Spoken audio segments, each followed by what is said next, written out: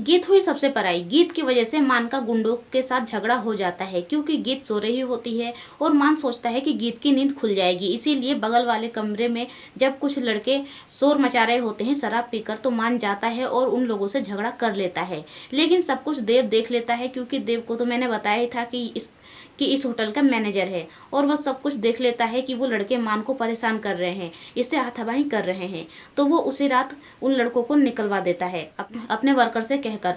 लेकिन वो लोग भी धमकी देते हैं देव को कि वो उसे छोड़ेंगे नहीं, क्योंकि वो तो भाई के आदमी हैं। वहीं अब दूसरी तरफ एनी और बाकी सभी लोग काम करते करते बहुत ज़्यादा थक चुके होते हैं और बहुत ज़्यादा रात भी हो गई होती है। तो एनी कहती है कि ऐसा करो कि आप लोग घर जाइए और वहाँ पर सो जाइए। तो सब लोग चले जाते हैं। अभी मानव नहीं गया होता है, तो एनी मानव को भी जाने के लिए कहती है। तो मानव कहता है कि ठीक है, अगर तुम कहती हो, इतना फोर्स कर रही हो, तो मैं चला जाता हूँ। और उसकी आंटी का भी फ़ोन आ जाता है। तो वो कहता है कि अब तो मेरा जाना पक्का हो गया, लेकिन अगर तुम कहो तो मैं बहाने भी बना सकता हूँ। एनी कहती है नहीं, तुम चले जाओ, जाकर घर पे आराम करो, सुबह जल्दी आना है। वहीं अर्जुन को भी एनी कहती है कि तुम भी जाकर घर पे सो जाओ, लेकिन अर्जुन नहीं जाता है क्योंकि उसे एनी की भी तो देखभाल करनी होती है, क्योंकि एनी यहाँ पर अकेली होती है और अर्जुन और एनी दोनों काम कर रहे होते हैं। उसके बाद एनी अचानक से बेहोश हो जाती है क्योंकि वो नींद के मारे उसे चक्कर आने लगता है और बेहोश हो जाती है। तो अर्जुन उसे सोफे पर लेटाकर उसे सोल उड़ा देता है और खुद भी दूसरे कमरे में जाकर सो जाता है। वहीं जब एनी की नींद खुलती है तो देखती है कि अर्जुन तो यहीं पर सो रहा है। तो वो वॉचमैन से कहती है कि आप अर्जुन साहब को जगा दीजिए और घर भेज दीजिए, और वो भी घर चली जाती है। तो वो जगता है और कहता है कि एनी भी थी, कहाँ गई? तो वॉचमैन कहता है कि वो तो अपने घर गई और आप भी चले जाइए, उन्होंने ही कहा है। तो अर्जुन भी अपने घर चला जाता है। वहीं अगली सुबह कुछ गुंडे आ जाते हैं और कहते हैं कि मैनेजर कहाँ है, उसे बुलाइए, क्योंकि जिन गुंडों को रात में देव ने भगाया था उसी के लोग ये होते हैं। तभी यहाँ पर मान भी होता है। मान कहता है कि ऐसा है कि उन लोगों की ही गलती थी, इसमें मैनेजर की कोई भी गलती नहीं है, क्योंकि अभी मान ये नहीं जानता है कि मैनेजर देव ही है। तो एक और वहाँ पर आदमी होता है, वर्कर होता है, जो कहता है कि भाई साहब आप जाइए, हम इन लोगों से निपट लेंगे। और वो जाकर देव को बुलाता है।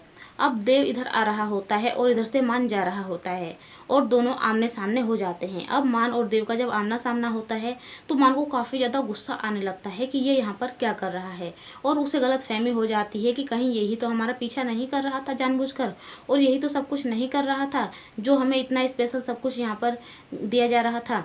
और बहुत उसे गुस्सा आता है। वो उसे कहता है कि तुम यहाँ पर क्या कर रहे हो, लेकिन देव कुछ नहीं बोलता है। वो वहाँ से चला जाता है क्योंकि वो लोग आए होते हैं और तोड़फाड़ मचा देंगे, इससे पहले ही उसे वहाँ पर जाना होता है उन लोगों के पास। तो वहाँ पर जाकर सब कुछ सॉर्ट आउट करता है कि हाँ, उन लड़कों की ही गलती थी, लेकिन वो लोग तो मानने के लिए तैयार ही नहीं है और फिर भी किसी तरह से सोल्व करके वो लोग चले जाते हैं। वहीं मान जब कमरे में आता है तो गीत जग चुकी होती है। तो मान कहता है कि गीत चलो हम यहाँ से घर चलते हैं, अब हम यहाँ पर 1 मिनट भी नहीं रुकेंगे। तो गीत कहती है कि आखिर ऐसा क्या हो गया? नहीं, मुझे अभी यहाँ से नहीं जाना है, मुझे यहाँ पर बहुत ज़्यादा अच्छा लग रहा है और आज हम कहीं घूमने के लिए जाएंगे। मान कहता है नहीं, हम कहीं भी नहीं जा रहे हैं। तो गीत उससे नाराज़ हो जाती है और कहती है कि आप बस अपना ही चलाते रहते हैं, मुझे तो घूमने जाना है तो जाना है। और गीत बहुत ज़्यादा जिद करने लगती है। मान कहता है अच्छा ठीक है, और वो सोचता है कि कहीं इसका सामना देव से ना हो जाए, वरना फिर तो बुरा ही हो जाएगा और इसे सब पिछली बातें याद आने लगेगी। और वो उसे लेकर जाता है और उसे अपने हाथ से जल्दी जल्दी धक्का दे रहा होता है कि जल्दी चलो जल्दी चलो। तो गीत कहती है आप इतनी जल्दी क्यों मचाए हुए हैं, आखिर ऐसा क्या है? और वो सोच में पड़ जाती है कि आखिर मान को हो क्या गया है। अब इससे पहले तो सब कुछ ठीक था, लेकिन सुबह होते ही पता नहीं क्या हो गया।